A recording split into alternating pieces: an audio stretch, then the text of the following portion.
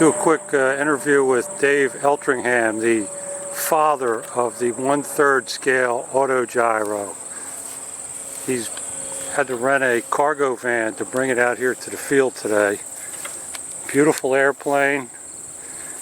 Now he's hooking up all his rigging wires, and he's got his U-Haul 1995 in town plus mileage and fees.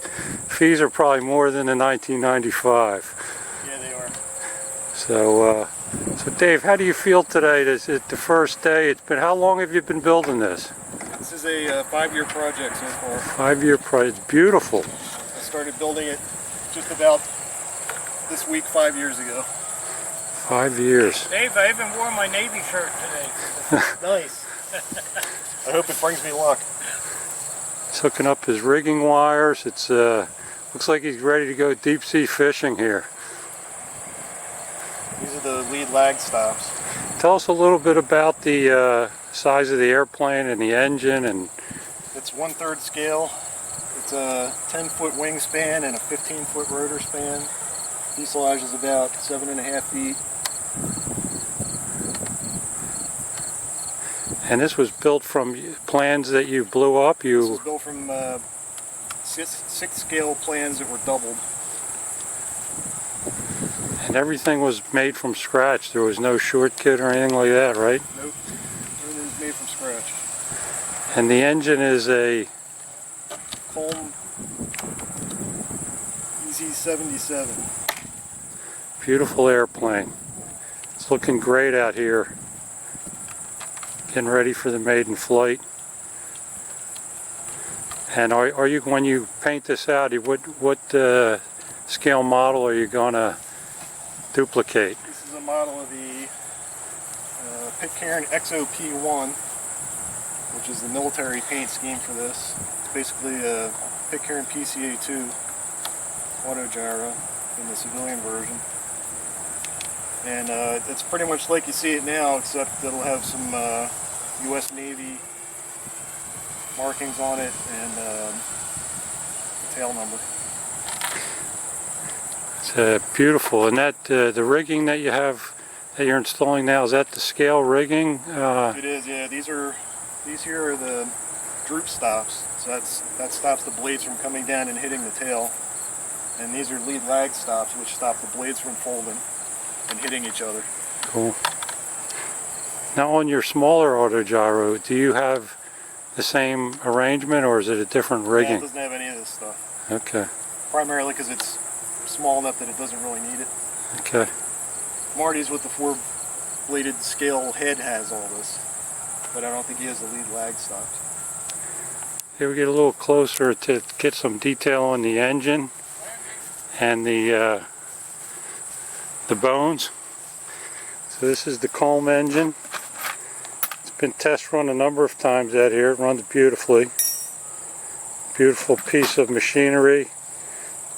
German engineering, all finely crafted and machined. Unlike one of Dave's buddies who buys cheap Chinese engines, Dave buys quality engines. And we'll take a look inside to look at the quality of the workmanship inside the fuse. It's just beautifully done. It's very, very nice. And here is the mechanism that drives the rotor. There's you want to tell us a little bit about the rotor mechanism?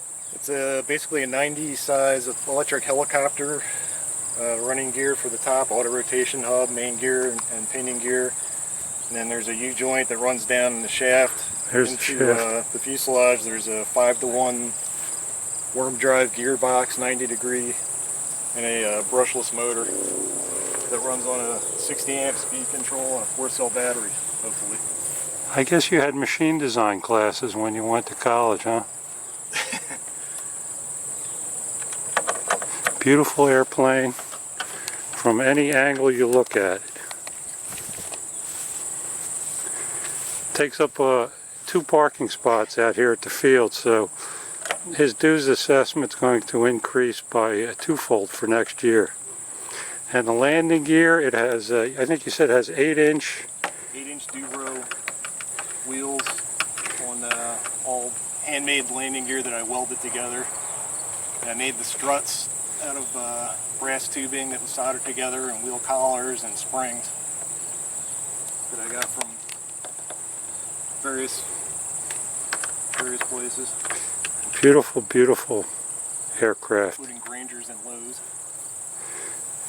Yeah, I think half the parts on this thing I got from Granger or hardware store. Beautiful. And what size prop is that? Is that the 27-inch prop? 27, I think. Yeah. Yeah. And what's the assembly time look like on this? About an I hour? don't know, what time is it now? I'm not sure. Probably over an hour. I got here about 9:30, so Yeah. we're still going. The next challenge is to get it out on the runway because the pit openings are not large enough to get it out there, but we're going to figure it out. A lot of anticipation for test running of the Autogiro. And here's the technical support team, Marty Zeller. Marty, you want to say a couple words about the Autogiro? Well, I'm really looking forward to this. I expect it should have a very light wing loading and rotor loading, and I expect it to fly very well based on what we saw on the previous models. And the only issue that we don't know is what kind of rotor RPM we're going to get. And that's really the only critical item for takeoff, is to have sufficient rotor RPM. Once it's up to speed, it's a piece of cake. So Marty will be sitting in the front seat, and Dave will be sitting in the back seat for the test flight. And if the rotors aren't spinning fast enough, Marty will have to reach up and turn them with his hand. Whip them around.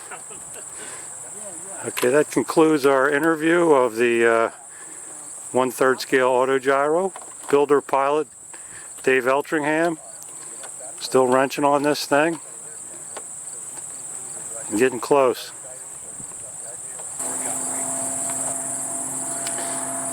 The only question I have, Actually had a damper in here, a rubber damper in that bolt, so it would resist it. But that should work out perfect. only question I have for you, Dave, is how are you going to stop the rotor from turning when you land? Yeah, I hadn't thought of that yet. Turn down wind. Really? Turn downwind to They get the did rotors. that with the full scale. Yeah, Then it stops Yeah. the lift. cool. And beautiful rotor blades, all handcrafted, perfect.